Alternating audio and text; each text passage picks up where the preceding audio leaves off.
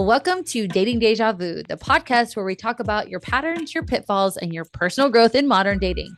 I'm your host, Christina Hathaway, marriage and family therapist and dating and relationship expert. And in today's episode, we are going to talk about, are you ready to date in the first place? Are you ready to do this?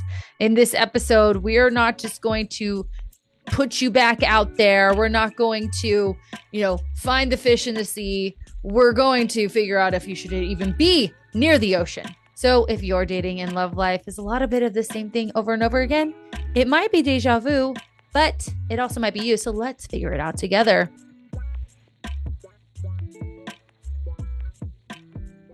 What is up, Deja crew? Welcome back. God, we are on fire. We are on fire. Thank you to everyone who's come over from TikTok. I am loving the support there. It has been bigger than I can imagine, the response that we've had. So thank you. If you're not following us on TikTok, please do. The more you do the things you've been doing, sharing, liking, saving, viewing, that's super helpful for us. So speaking of apps, before you start re-downloading all the dating apps, or worse, reach out to your ex or whatever, I want you to just take a step back. Take a step back, because you may not be ready to put yourself out there. Okay. And that's what we're talking about today, because dating requires you to be not only emotionally ready, it requires you to be brave. It requires you to be confident. It makes you vulnerable, right? It makes you relive a lot of the patterns that you swore you would not repeat or have fear of being exposed to those. And if you want to date to marry, this was a podcast I listened to. If you want to date to marry, which this guy says you should only date till marry. I don't know how I feel about that. I haven't thought about it yet, but he's also a preacher, so take it as you are. But if you want to date, right, then you want to date for a relationship, and you want to date for a relationship that's rooted in trust, security, and real connection, not just another trauma bond or another maybe situation. You need to ask yourself, am I actually ready to date? Man, this is a deep question, right? Most people avoid it. We just think dating is something that we all should do, right? And yes, eventually we should all do it. But if you're someone who has really struggled, or maybe you're just new to this shit again, like my good friend got divorced, and he was talking about how he was dating. And I'm actually really proud of him, because he actually had really good boundaries. So I was like, I should have you on my show. This is something we want to talk about. So are you actually ready to date, or are you just hoping someone else will make you feel whole again? Ugh, I know. So before your defenses go up and you're like, Christina, stop it, I want you to know that this episode is not here to shame you. It is here to protect you.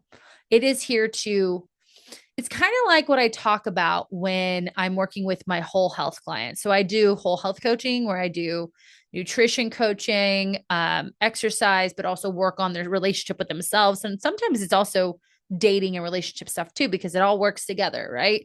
Your relationships affect how you take care of yourself and vice versa. But it's like when someone wants to go into a diet, I don't put people into a diet right away. If they don't have the habits that will help them be successful in a calorie deficit, we're not doing that, because all we're doing is setting them up for failure.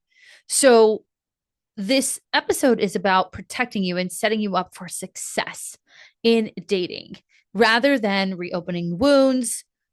This is about healing those wounds so that you can get out there safely and with less trauma stringing along. Okay. So why should you be asking yourself this? Society, doesn't give us a model for dating, right? For intentional dating. They just say, like, get back out there. The best way to get over someone is under someone else, right? You'll find someone when you least expect it. Everything happens for a reason, which I do believe that last part. So we hear these messages and we force this readiness to put ourselves out there. We force the readiness or rush to heal, which then only keeps us chasing the connection and chasing that connection, or what I call monkey branching, from our last partner to our next partner. So monkey branching is when the monkey has their hands on the last branch until they grab the next branch, they'll let go of that branch behind them. That is what I talk about, monkey branching. And they chase that connection to distract from the pain. But here's what happens is dating isn't just about finding someone, right? It's about knowing who you are while you're doing it, right? I knew who I was. And when my husband said, I am not ready for a girlfriend, I said, I know who I am. And I am someone looking for a committed relationship. You are telling me that you're not that person. That has nothing to do with me. Also, my boundary is if that's your choice, I'm out, right? So know who you are. It's about staying grounded when your nervous system wants to attach. And you know what I'm saying? Just like know when that shit's happening and be able to stay grounded in yourself rather than react from your trauma. It's about choosing connection that feels safe, not just exciting. I know you're going to hear it on every episode, but one of these days you're going to get it. You're going to get it. So, what we have to do is build a foundation. When what we normally do is we have this cracked foundation and we're just trying to change the paint color on the house when the house is going to break, like fall down, right? And when we can create that strong foundation, we can build strongly from that and have a more sturdy, healthy relationship house. So let's talk about the signs, shall we? Signs you're not ready to date. What does it look like actually look like when you're not ready to date? So I'm going to walk you through it. And if any of these feel familiar, like it's just a clue, right? Just need to chill out, right? We don't need to speed up. We need to slow down. Okay, number one, you're afraid to express your wants and needs. This one, you guys, you're afraid to say, no, I don't want to go to that restaurant. Or you're afraid to say, hey, you haven't texted in a while. I know we were planning on a date. I haven't heard from you. And the date's tonight. So I'm just wondering what's up, right? You're afraid to say any of that. You downplay what you want, right? You silence what your preferences are. So again, I don't like that restaurant. You just, I'll find something. I guess I'll find something there. You know, you don't like pad thai. I don't know why you don't like pad thai, but you know, you don't like that. You don't like any sort of Thai food at all. I wouldn't date you because of that reason, but you get it, right? You go and eat pad thai and you're just miserable and you hope they'll just know, right? They'll just know what you want. They'll just know how to show up as your Prince Charming that they have no idea who that Prince Charming is. That's something you made up when you were 3 years old watching The Little Mermaid. Like that is something they don't even know about, but they're supposed to know. The connection without the communication is that fantasy, right? Of Prince Charming. Like I'm connecting, I'm downplaying what I want. I don't talk about my preferences. This person should just know what to do for me. And or I'm so afraid to tell them what I want because I'm afraid they'll leave. That's a big one. I'm afraid, what if I upset him? What if he doesn't like that? What if he doesn't talk to me again? Well, congratulations. You just figured out who he was. Anyway, where was I? The fantasy is the fantasy. It is not love. Okay. So, number one, you're afraid to express. When I say wants and needs, people think like my innermost desires. No, I don't want to go to pad thai is a want and a need. Hey, I can't. Yes, I'm off on Wednesday. However, I have had a deadline up until then. I am not going to be emotionally available for you. So can we do it another day? Wants, needs, easy. You're afraid to ask the hard questions. What are you looking for? What are your long-term goals? What happens when you get upset? Like, I wouldn't say, how do you express your emotions? Like, I guess now when modern dating, this is a more open conversation than it was like when I was younger, where you can be like, how self-aware do you feel? Like, have you done any work on yourself? Like, what does that look like? What are your favorite self-help books? Or what are your favorite books you're reading? What fiction, what nonfiction? That's a good one. Damn. See, girl got game still. Game. What books are you reading? Obviously game. Um, Kind of understanding the last relationship. And you can ask, like, do you feel like you've healed from that? Especially if it's sooner. Like if they've broken up in the past, I'd say 3 to 6 months, depending on how long the relationship is, it's like, have you healed from that? I only took about a month and a half when I started dating again. When I met my husband, interestingly, he was one of the first dates I went on. But I didn't get into another committed relationship until about 8 months later. And so, um, the reason why the month and a half worked for me is because I dove deep in my shit. I dove deep in my healing. I dove deep in like what I needed to work on. And I healed. I healed. I didn't drink. Rarely did I drink during that time because I didn't want to mask my healing with numbing. And I didn't hook up with anyone else. Like that was a big deal. I know that sounds like a month and a half. Woo! It literally was enough time because I did it the right way. Anyways, um, so you want to ask people that, have you emotionally healed from that breakup, especially if it's too close or it has been a breakup that was recent. If you feel like these questions, what are your long-term goals? Like what work have you done on yourself? Like, is that important to you? What does your faith look like? What does politics look like? I know, maybe not first date, but like we can go there. We need to go there. If you learn anything from Sarah and Ben from Love is Blind, we need to go there and we need to listen, right? If the questions feel too intense for you, I want you to ask yourself, excuse me, are you afraid of their answers or are you afraid they won't stick around if you get too real? Because you need to be asking these questions. If again, congratulations, he's a fuck boy. If or a fuck girl, if you're having these hard questions and conversations and they don't have any sort of knowledgeable, concrete, well, I wouldn't say well put together, but somewhat put together answer. If they're just like, yeah, I don't know, uh, go run. Anyways, so we've got you're afraid to express your wants and needs. You're afraid to ask the hard questions. And of course, we're going to say this. You notice red flags, but you stay. You rationalize the flakiness, the last minute dates. You minimize your obvious feelings of knowing this feels a lot similar to my last relationships. You tell yourself, well, relationships or dating is hard. Dating, everyone has issues in dating, and sure they do, but you're abandoning yourself in that. And these are just a few red flags. They're not communicating. One of the big things that I do with my clients is if someone sets a date with them, say it's today's Monday and they set the date for Thursday, and that person, my client, will decide, when do you feel that they need to be communicating back with you? If they're the one setting the date, you're not setting the date. If you're setting the date, you need to do the same thing. What would be a good enough time for you to feel secure that that date is happening so that you can plan around it? Meaning, like, when are they following up? So they set the date on Monday. I need to hear from that person by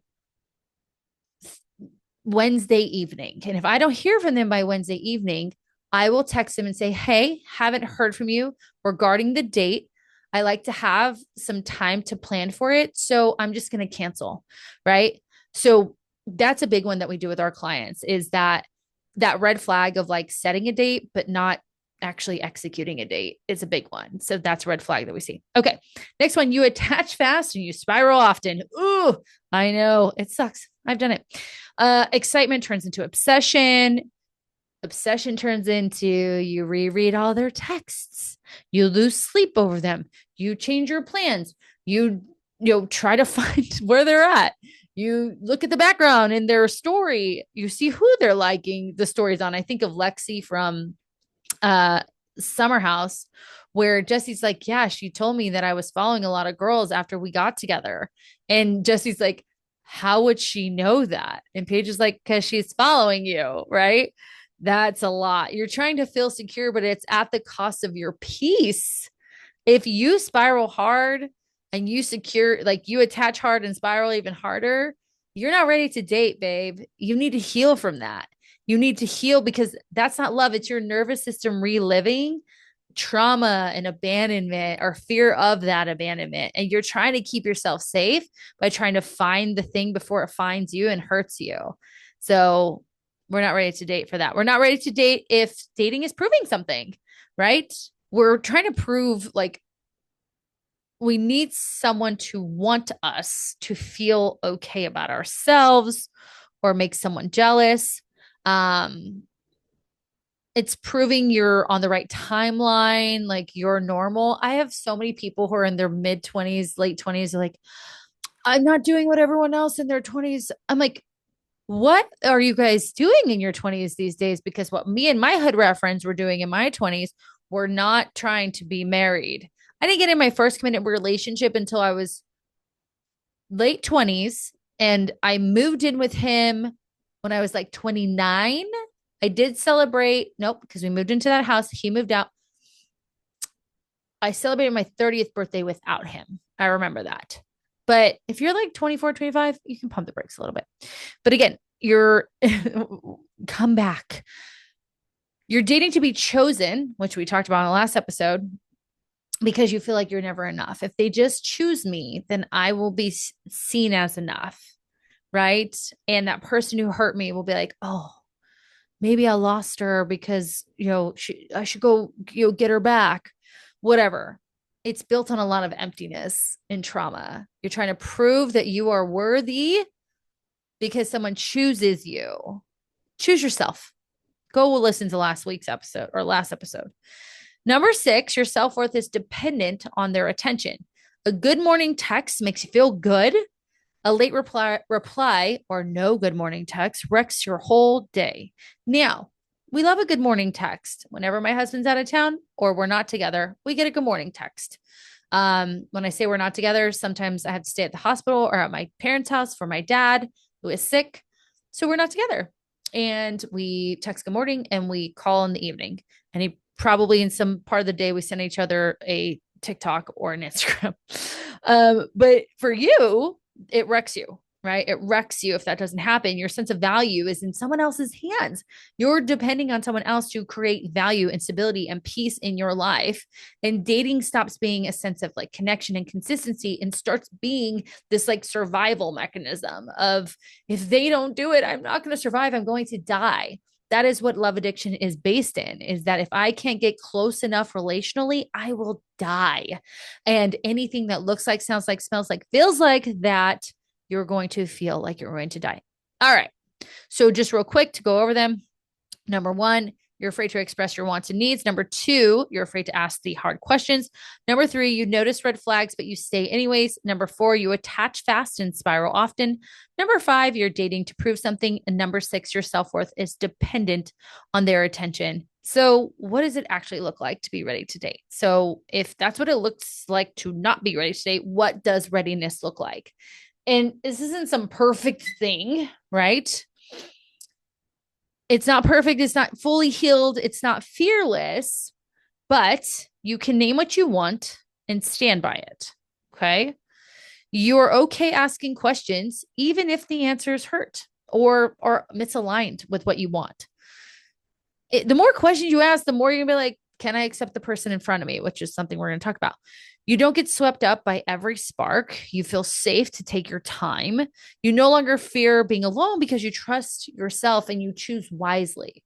So again, it's not perfect. It's not healed. It's not fearless. It's this balanced place of curiosity for what could be, compassion for yourself, confidence, your ability to make a decision, and connectedness to say, listen, no matter what happens here, I'm okay. One of the greatest things that I learned was whatever happens with another person happens not solely because of me. It's because we are not each other's person. And that is okay. I want to find my person. So if something ends with someone who's not that, thank you, Jesus. Move on. Literally, thank you, Jesus. Gotten into church lately. When I say church, online church, a church I found in Florida who's really cool. It's called Journey Church. Shout out to Journey Church. I won't listen to anyone else because I want someone to talk like me talking about church and Jesus. Maybe not as many F-bombs. So readiness is about capacity to hold space for your emotions, right? Without having to react from them, right? Without having to withhold them. Capacity to be honest, even if it costs you that connection. Huge, huge, huge. You have to be honest. I have a client. Let me share this with you because it actually just happened today. Just checking in here. Not only did I send 2 thank you but no thank you to men, but I sent one this morning where I was supposed to have a date with him tonight and he was being wishy-washy for the last 4 days and I just couldn't do it. So I said, thank you, but it's just not the right fit. She said her name last year could never do that. Pretty awesome. The last one is capacity to stay rooted in yourself, right? While getting to know someone else. So I want you to ask yourself, are you ready to date? It is not a trick question. It's an honest question. If the answer is no, good. This means you're self-aware. That is progress, right? It means that you're not looking for someone to rescue you. You're looking to rebuild you with intent, with the idea of if I can build that foundation, I won't keep crumbling or being Joanna Gaines fixer-upper, right? If your answer is maybe, I want you to sit with it. Get curious. It's my favorite thing to say. Do the inner work now so you don't have to do it later and have this kind of like damage control that you end up having to do because you haven't done the work. You said maybe, but then you went out dating and now we're in a fiasco of some sort. Because here's the truth. The only thing worse than being alone is abandoning yourself in an effort to not be. So do the fucking work. If this episode hit home, we want you to share it, leave a review, check the show notes for my clarity call link so you can work with me. Let's do this. Let's get you ready to date. And don't forget, we're going to have a lot of really cool things coming up. Like, subscribe, share, whatever you want to do. Do it positively because more people who hear this, the more people who are ready to date and the more likely you might meet that person. So please do that for me and consider this. It might be deja vu, but it also might be you. Talk to you next time.